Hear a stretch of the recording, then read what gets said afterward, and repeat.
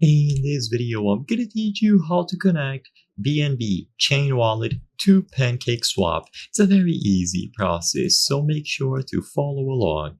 If you would like to exchange BNB on PancakeSwap, you can easily do this by connecting your wallet of choice and the options will become available. So to connect, choose the connect option at the top right corner of the PancakeSwap homepage. You can do this through a web browser on a PC or laptop or a smartphone as I'm demonstrating here. The process is going to be the same. When you choose Connect, you will see plenty of options to connect wallets. Most people, I assume, will choose Binance, so it is going to be the one that I'm going to be showcasing in this video.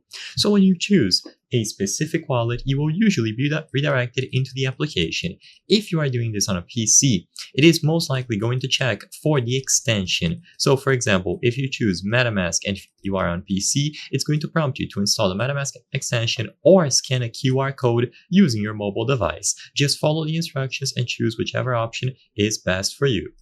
But if you are doing this on a smartphone, it is going to immediately redirect you into the respective application. So you tap on Connect, you will be redirected and you can confirm this connection. By clicking Connect, you will allow the app to view your public address. This is an important security step to protect your data from potential phishing risks. So go ahead and confirm. You will see the network displayed here, which should be BNB.